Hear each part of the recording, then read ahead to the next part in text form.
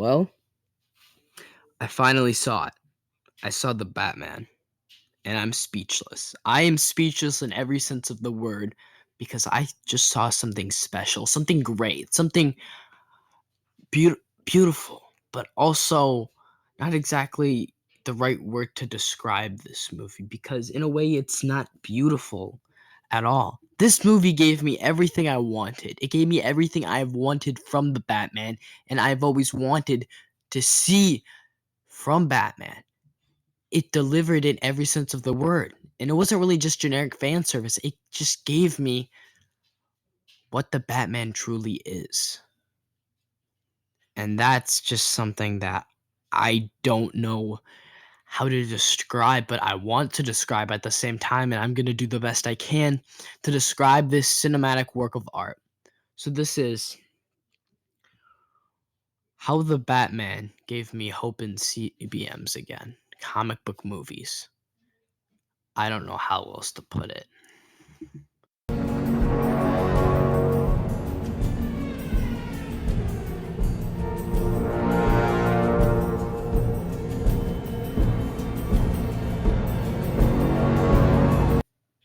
Now, before we talk about the Batman, the Riddler, and the entire storyline, we have to talk about Gotham. Because Gotham is what makes these characters who they are, right? Gotham is a messed up, corrupt city that somehow brings out the realist side of people. The most evil, messed up, and twisted side of some people, and shows them who they really are, who they truly are and have become. And that's kind of what this city is in a way to Batman. That's who he is. That's how he becomes who he is because of Gotham, because of the criminals underneath him, because of everything that happens in this messed up world.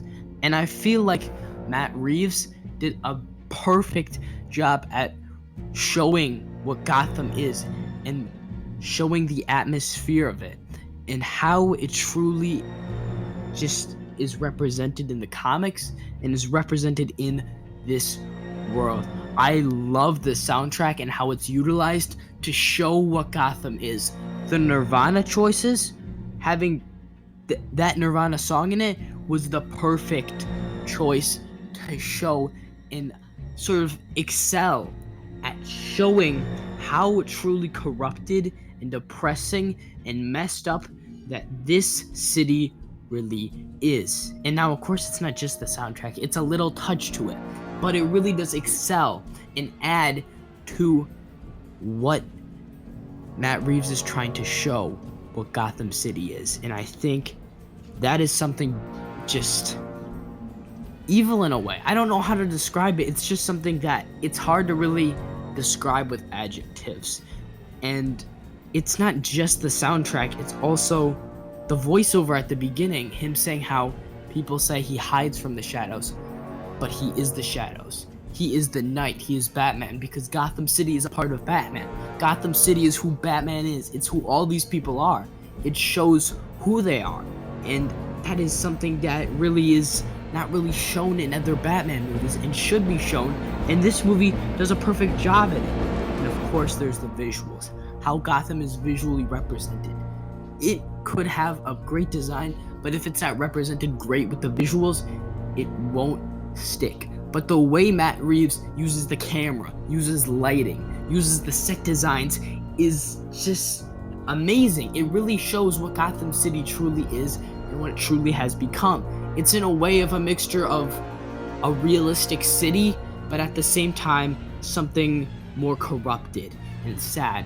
And that's what you can just see just by looking at a couple of these pictures and clips I'm showing. Just by looking at it, you can realize how much of a corrupted city and how much it really needs saving, how much it needs the Batman, how much it needs Commissioner Gordon. And that is something that, while I love the set design for Batman 1989, I don't fully get that feeling that the Batman was able to encapsulate so perfectly. Drippings from a ceiling, it's okay to fish. The cinematography in Batman movies has always been a key element to why I like them so much. For example, there's the Christopher Nolan movies that they had really good cinematography, while sometimes you could question how the action scenes looked. They looked really nice overall. Same with the Tim Burton Batman movies. Those probably had the best cinematography besides this movie, and I really liked the way they were shot, the way it was designed. It all looked beautiful. And then there's of course the Zack Snyder movies that the color grading didn't look the best, but it always was able to encapsulate great fight scenes. And I feel like this movie takes all of those great elements from those movies. When it comes to the cinematography, it just makes it all perfect, makes it all excellent, makes it all a joy to look at in every single scene. And I mean, I don't know what else to say. It's able to combine the Christopher Nolan realistic cinematography with the sort of gothic edginess of the Tim Burton Batman movies, as well as the dark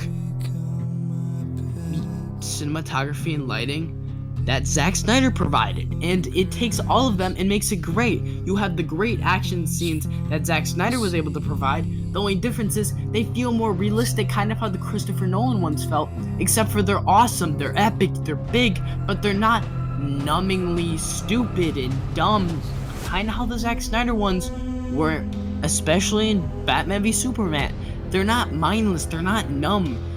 They're entertaining, fun, and exciting, but also grounded. They're not overly over the top or unrealistic, but they're also fun. And that's something that I feel like Matt Reeves was able to do, was ground it, make it look really well, but also make it fun and exciting. That car chase was something that I have never experienced in a Batman movie. Maybe it was just because I saw it in theaters, but it really was something special. It was something unique. It was something fresh that I don't think I've ever seen in a Batman movie. Of course, there's The Dark Knight, but it was just something special to watch it on the big screen. And that's the type of movie this is. This is a movie that must be experienced on the big screen for the first time.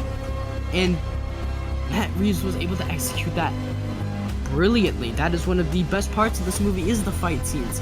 They're not really shaky like Christopher Nolan's, but they feel somewhat realistic like Christopher Nolan's. They're not over the top like Snyder's, but they're also fun like how Zack Snyder's fight scenes were. It takes all the good elements from the other previous Batman movies in their fight scenes, and it makes it so much better. Now, of course, that's not the only great element of the cinematography. Almost every single scene in this movie is beautiful, great, and it's not like there's these long takes and all that, like long camera shots. He just uses realistic lighting. He just makes the lighting look good. He doesn't need to have all these crazy camera movements and stuff like that to make it look good, to make it look great, to take all these great elements from previous Batman movies and just make some sort of, I don't know what, just like a delicious dish of cinematography. That probably sounded horrible, but it's really the best way to describe it. It's something that's just, you just take all the good things from different meals and you put it together and you get something that you just can't help but love. And that's what the cinematography truly is. It's something that you just have to watch and just look at it. Just look at how great it looks. Look at how beautiful it looks, and you just can't help but love it.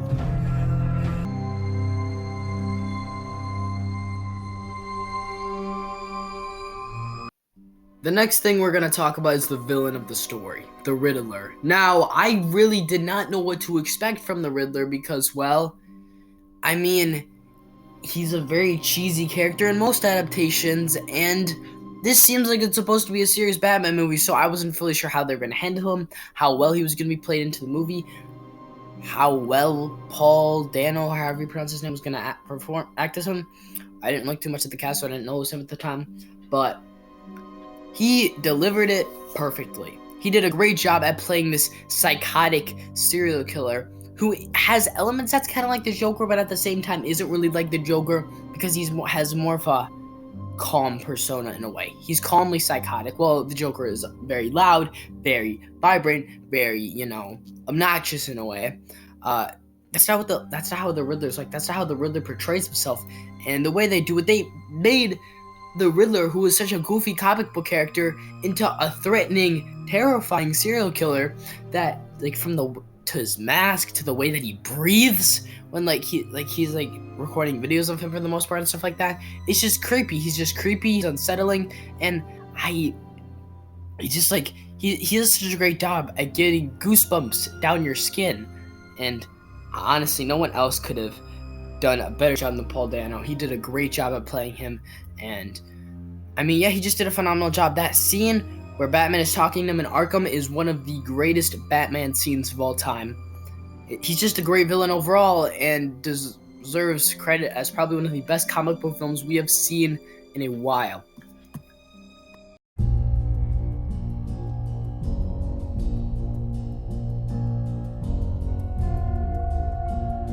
Now, the next thing we have to talk about is the knight, the hero of the story, Batman.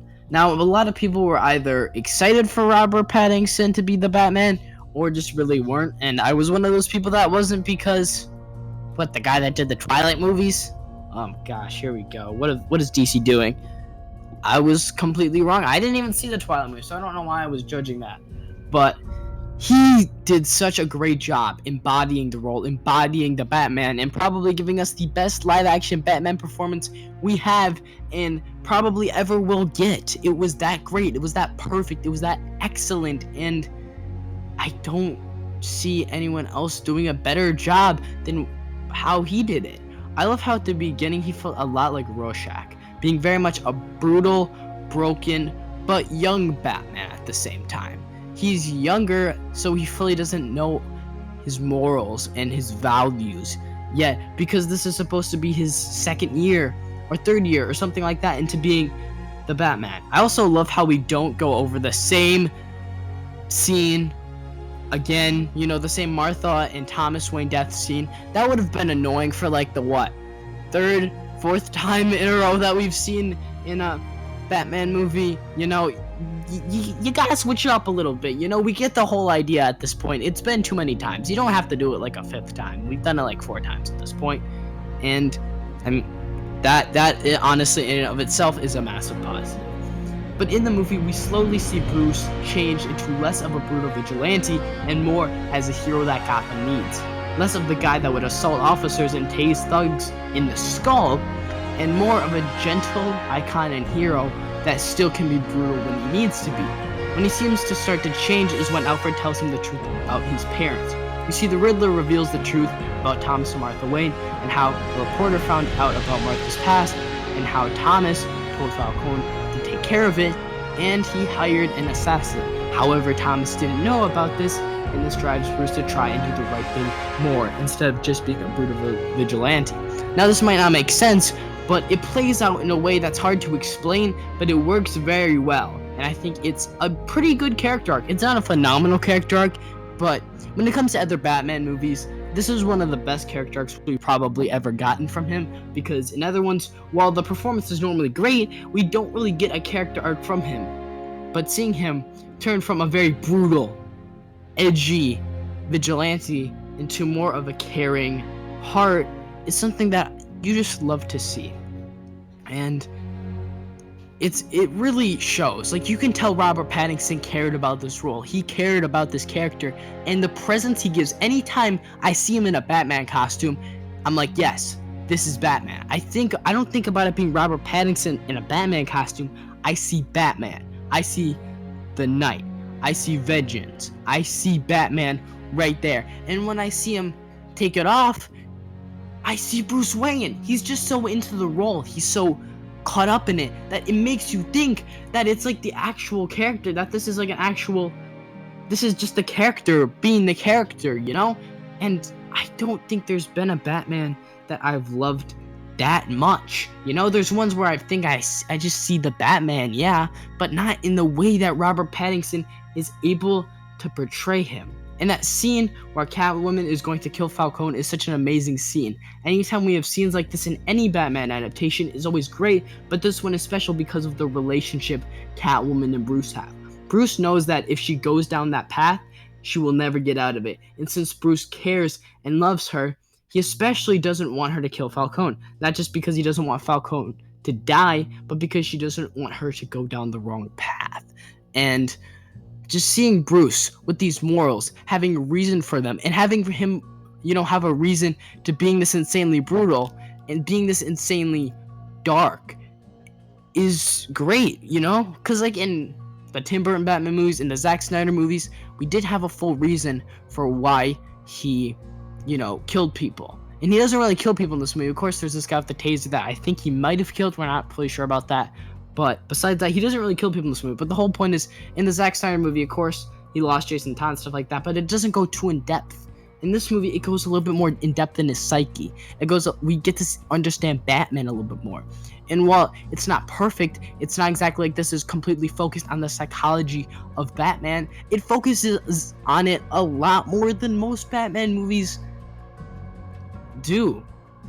And I think that's something really special. Also, this is probably the only Batman movie where it feels like he's a detective, and that's great. I love that. I love the idea of him going up against the Riddler is great because we get to see those detective aspects of Batman. We get to see those detective attributes that we haven't really seen from him before, that we've never really seen from him before. And seeing them in this movie, seeing him, try and figure things out is great. That's what the Batman's about. He's the world's greatest detective. Yet, in the movies, they don't really show that. But in this movie, they do show that. They show a lot of sides of the Batman that normally aren't explored. And I think this is the best Batman that we have ever gotten. Now, yeah, maybe I didn't elaborate all too well on why this movie is so great in this utter mess of a video, but this movie made me feel alive. It made me feel happy to be a Batman fan. Proud, even. I don't think I have felt this happy and excited about a Batman movie since, well, The Dark Knight. This movie managed to take elements from The Dark Knight, serial killer movies, and all the good elements of every Batman adaptation and make something great, something powerful, something gritty, and something full of life and passion for the character of Batman. And just overall, a great movie. In fact, one of the best comic book films I have ever seen. And it gave me hope for the future of CBMs to come and DC in general.